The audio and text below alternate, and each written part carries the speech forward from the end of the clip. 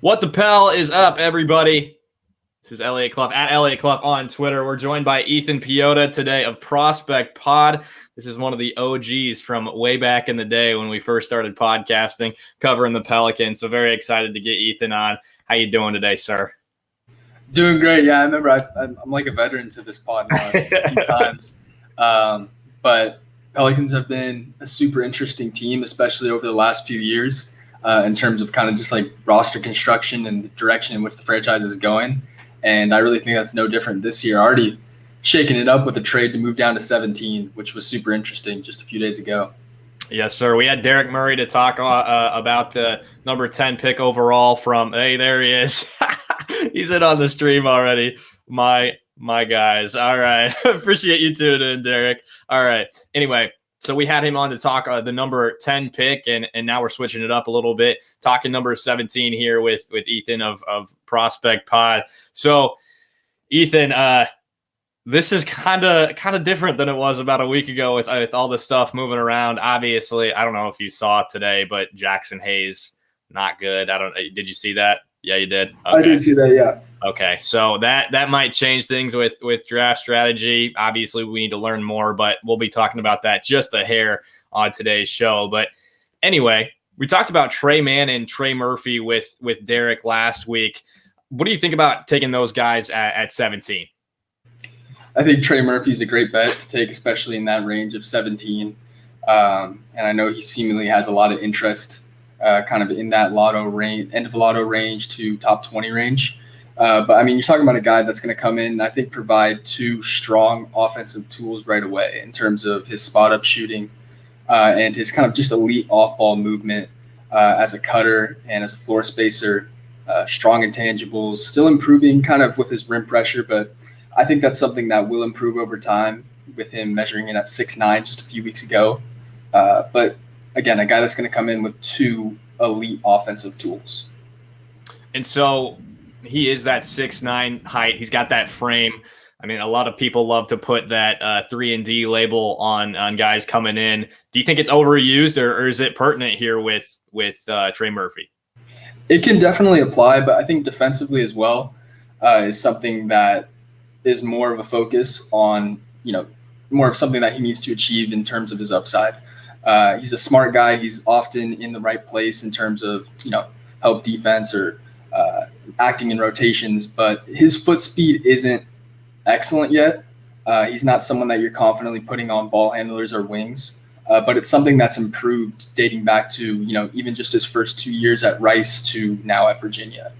He's improved drastically with his foot speed, closeouts, all that. And it kind of ties into his work ethic and the kid that he is off the court. And he's also pretty skinny. Do you think he needs to gain some weight to really be a force on the defensive end and to help out at the NBA level? I think, that's always something that's going to be a talking point for prospects coming in. But for just my personal evaluation, I never put too much stock into it because I know just how special NBA weight rooms and kind of, development programs are. So it's never something that I can just completely write a prospect off for in terms of their frame or whatever. So I wouldn't necessarily say I'm too worried about it. And I think those programs will get him to the spot that he needs to be. And then the other Trey is who we were talking about a little bit yesterday, Tre Mann. He's grown on me pretty significantly with the amount of range that he has. Obviously shot above 40% from three last year, and that's something the Pelicans could desperately use. If they're able to go out and get like a Kyle Lowry and hold on to Na and have Na start Tre Mann off the bench, I'm all about it. Have another scorer and a guy who can space the floor is and also Derek said that he would be a home run for the Pelicans if they were to take him. So what do you think about Tre Mann? I mean, we saw it in the playoffs. I think it was extremely exaggerated, but shot creation and guys that can create advantages for themselves and for others, especially on the offensive side of the ball, is a premium skill in the NBA. And Tre Mann embodies exactly that. He's a pick and roll maestro. He's going to make anybody better in the pick and roll. And especially you talk about some of the targets on that team, Zion, even Valanciunas now, if he's able to stick around. That could be really special with those two in the pick and roll. Still improving around the rim, but he is 6'4", and I just personally think there's always going to be a spot in the league, especially now for guys that can get their own bucket. And yeah, that especially with the way the Pelicans offense looked last year, yeah, that would be huge. And having a tertiary playmaker added to this offense would be massive. And by that's not Trey Murphy. He's just kind of a spacing guy that can hit an open shot. Right. And so that's, again, but you are banking on the fact that with him being kind of that spot up shooter, his elite spacing would be good for the Pelicans offense in terms of, just throwing shooters around Zion really, and throwing shooters around some of the other guys that can create advantages for themselves. I buy Murphy, I guess, a little bit more than others in terms of his ability to down the line, be able to attack closeouts, 1-2 dribble pull-ups, and kind of have that other dimension of not just being a straight spot-up shooter, but going back through his Rice film before he transferred to Virginia, his freshman and sophomore years, I am a little bit more confident in his movement shooting, which makes me a little bit higher on him than other guys. But definitely with Man, it's a different dimension of, he can have the ball in his hands. He can get to his spots, and he can create his own shot off the dribble, which is a premium in the league at this point. Definitely. And right now what we're talking about more is guys who, at least from what I've seen, would probably be more realistic around 17. Derek and I talked a little bit about Corey Kispert if he were to fall. But before we dive into that and a couple other guys that we talked about before the podcast, is who would you have going at 17 to the Pelicans? I personally think Tre Mann would be a tremendous fit at 17. I have him right in that area of about, I think, 20 to 24 on my draft board of guys. But I think any one of Mann or Jaden Springer, if he was to fall, which it sounds like he is kind of falling into that range, even Deuce McBride, somebody like that. But I think a guard that can kind of create advantages and events would be exactly what the Pelicans need at 17. So, again, they could go a lot of different places. I thought Moody was going to be the pick at 10. So kind of judging by that, maybe you take a look at Kispert at 17, who I know we're going to talk about, or Murphy himself. But I think Tre Mann would definitely be, as you said, Derek said it as well, kind of that home run selection of advantage creation, and kind of just fits the mold for what the Pelicans need moving forward. I've seen him going like mid to late 20s. So, and we've also heard about the Pelicans possibly trading 17. So maybe if they move back and acquire even more assets, that'd be something that would be possible. But you mentioned there Deuce McBride, Miles McBride out of West Virginia. That's a guy that I'm going to be honest, I don't know a lot about. I've done research on specific guys that link to what the Pelicans need. Is he more of a rim attacking kind of guard? I just don't know anything about him. Can you give us the lowdown? I guess you could say that he's I'd say maybe a more explosive athlete than Mann necessarily is. Can shoot the three as well. Is a little bit shorter at 6'2", I believe he measured in, but 6'8" wingspan as well. Tenacious defensive guard. One of the best games I saw this year was him against Cade Cunningham in the Big 12, West Virginia and Oklahoma State. So McBride would also, kind of to a lesser degree than Mann, definitely in terms of advantage creation and off the dribble shooting, provide some of that. But I think what McBride has that Mann necessarily doesn't bring to the table is more of a two-way upside, especially perimeter wise defensively in terms of off ball and on ball. He gets the job done. So definitely you get that added dimension of, both sides with Deuce McBride. Okay, and I'm looking at his basketball reference, I guess sports reference page, and he shot 41% from three as well, and on almost 4 attempts a game. So maybe I'm talking myself into, or you're talking me into Miles McBride at this rate, Deuce McBride. But is he more of that 17 range? Where is he supposed to go? Honestly, I'm not sure where teams seem to view him at. Everything that I've kind of looked at has had him at the back end of the first round, more early second round. And I have no intel in terms of, where teams are looking at him. But it seems like, at least with the mocks that I'm able to look at with pretty credible guys who are in tuned, it seems like he's at the back end of that first round, early part of the second round. But with his skill set, I wouldn't be surprised to see a team take a flyer on him early on, even in the top 20. But I definitely think Mann would be the more realistic prospect that the Pelicans would look at that 17 range. Got it. So that sounds good.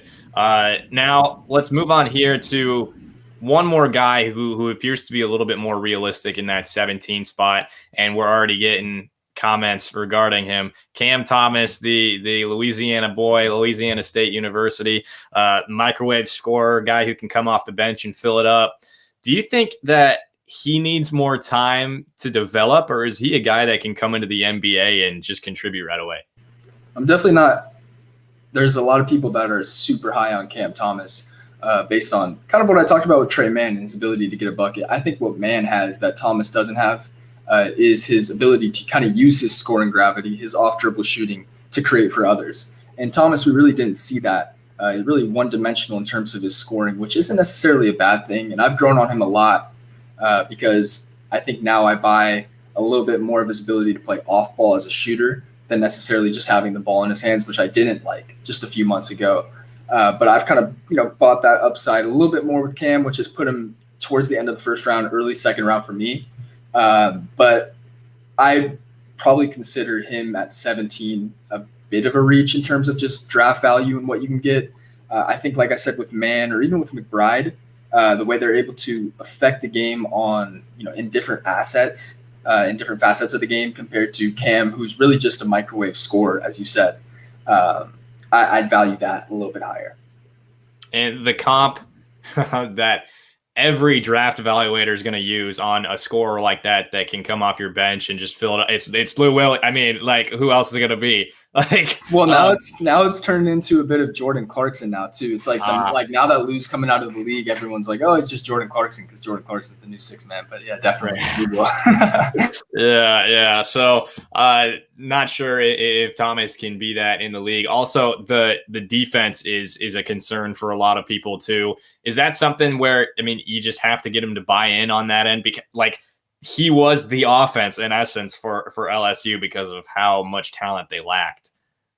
He's a competitive guy, and so it's a good bet to, I would say, kind of buy in on anyone with his, gusto on the offensive side to really buy in on the defensive side of the ball, especially if it's going to mean that, that's the only way that he's going to get on the floor is if he's not getting played off, the court defensively. So it's something that you can, I guess, put stock into that he'd improve at the next level because it's not like he's, slow foot or has bad hips or anything like that. It's not like evaluating a big man. That's not necessarily bad on defense. He just, off ball was seemingly not in the right spot more often than not. And just, it wasn't necessarily pretty from him on that side. So, but you never know. You put him into the right system with the right coaching, right guys around him, and it could turn, from a negative into at least a neutral. The other name, I don't even know where to put him in all honesty, but some people love him around 17. Some people are still scared to take him even in the second round. It's Jared Butler after he was cleared with the heart issue. Well, factoring that in, obviously, but he was pretty damn awesome at times this last year. And I know a lot of people that are very high on him. Is that worth it at 17? Do you take that risk at 17? Unfortunately, just not being in on, like I said, like the physical side of like evaluating him from, for example, a team physician standpoint. It's hard to kind of understand the extent to what that issue, could mean for his NBA career. And every, team position is going to evaluate the situation a bit differently. Like some might have them completely off off their boards because of the issue. He was cleared by the play to play program or wherever it is. But everyone's going to kind of view, the extent of that hindrance, I guess you can call it, a little bit differently. From a basketball standpoint, though, I had Jared Butler finish as around 15 for me, and I think he's just going to do pretty much everything that you want in an NBA guard in terms of affecting the game defensively, shooting the ball, especially off the catch, and creating advantages for others with his handle to a lesser extent. But I think, he's going to be, at the very least, a bona fide role player, fringe starter kind of guy in the NBA. if he is able to get on the court, which I know we all certainly hope that he is able to. Definitely. And to shout out a couple of our fans, Cody Allen, that every time I reference anything to do with the draft, that dude is in on Jared Butler. He responds to all of our tweets. So shout out to you, man. Appreciate you listening and all that. And speaking of those who listen and engage with us big time, Fee here on YouTube, who's one to always ask questions and engage with us. He's got that question about the Jackson Hayes drama and how it possibly affects the draft. Now, I'm sure, Fee, you're not the only person who's thinking that. I was thinking that coming into tonight's show as well, this pre-draft little evaluation that we do before the actual draft. I don't know. This is so close to the draft, and there are just so few details that have come forth. But, I mean, maybe worth talking about it. And I've heard some people that are very, very high on Kai Jones. And when I talked with Derek about it last week, he said, you just don't do it because you have Jackson Hayes on the roster. Well, now you don't know. And there are a lot of needs, but with Jackson Hayes, we don't know if he's coming back or if he's going to be traded or if he's going to get, we just don't know. We just don't know. And I don't want to talk anymore about it because we just don't have enough details. But with that hole that he may leave on the roster, along with all the other needs that the Pelicans have, if Kai Jones falls, I mean, a lot of people have him mocked at 11.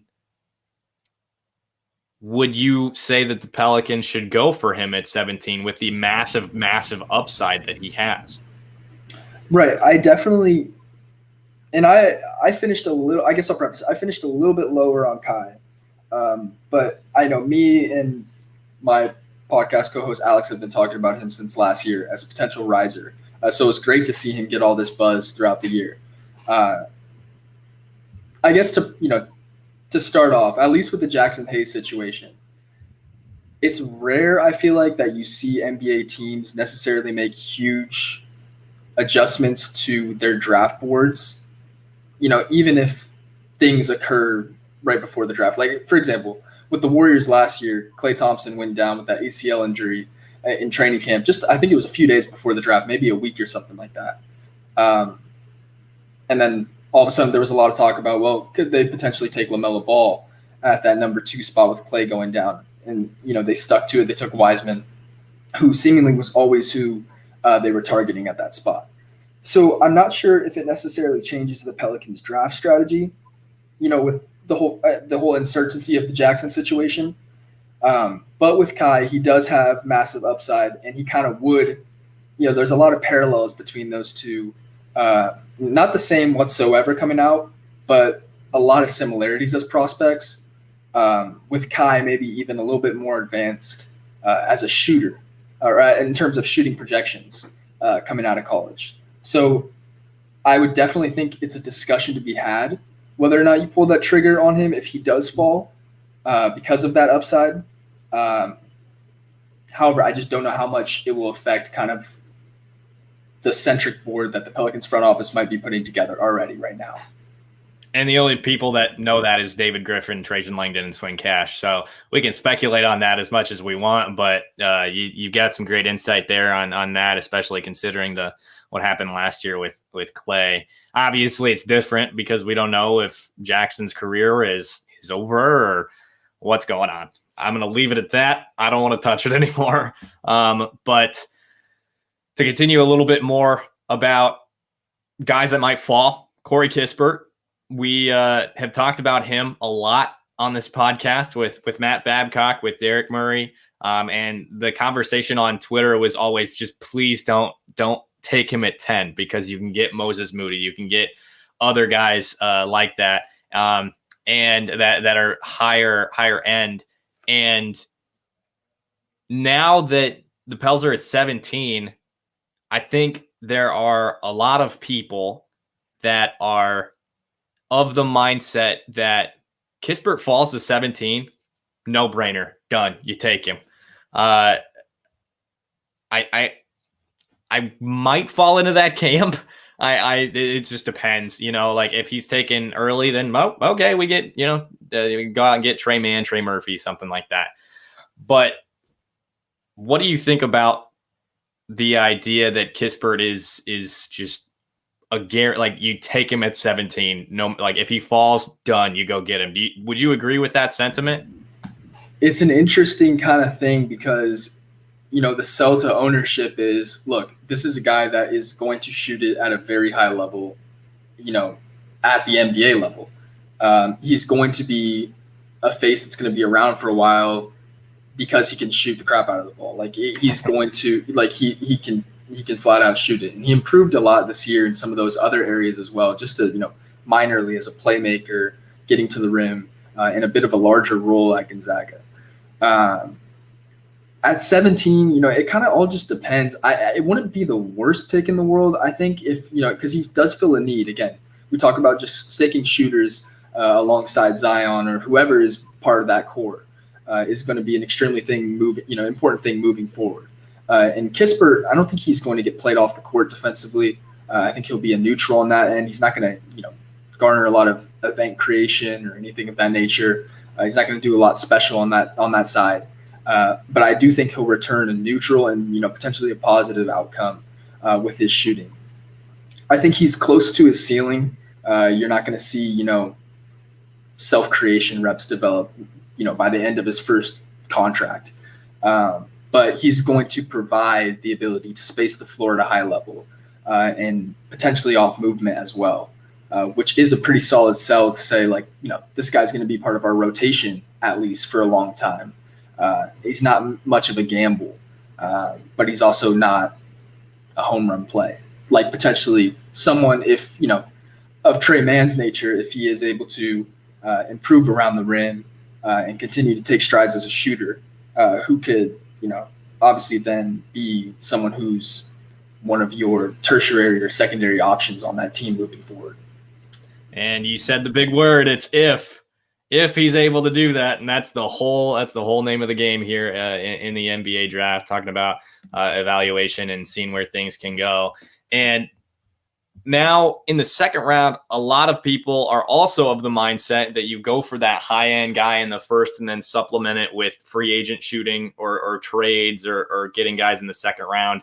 And two of those names that a lot of people also mention are Joe Wieskamp. He plays for Iowa, and I'm in Iowa, and I still don't know how to pronounce his last name. And Quentin Grimes, who are shooters in that second round. What do you think about them? Are they NBA level guys, even though they may not be the top tier shooters in the class? I guess to start with Wieskamp, I've grown on him a lot. He's probably one of the only guys I kind of mentioned. Like, one thing I was able to do a little bit differently this year was, since March ended, I didn't really change a lot. And, as far as my draft board went or evaluations, only thing that really went a bit differently for me was kind of, those second round bets, which we're talking about now, about guys that, not every second round pick is obviously going to turn out the way that you envision it. So I think how my philosophy has kind of changed is, what guys are going to stick, what guys are going to provide, enough elite skills or, to whatever extent it is in that range, that's going to keep them on an NBA roster moving forward. And with Joe, it's the fact that he's, super positionally sized well at that combo forward range, and he can also shoot the ball at a high clip.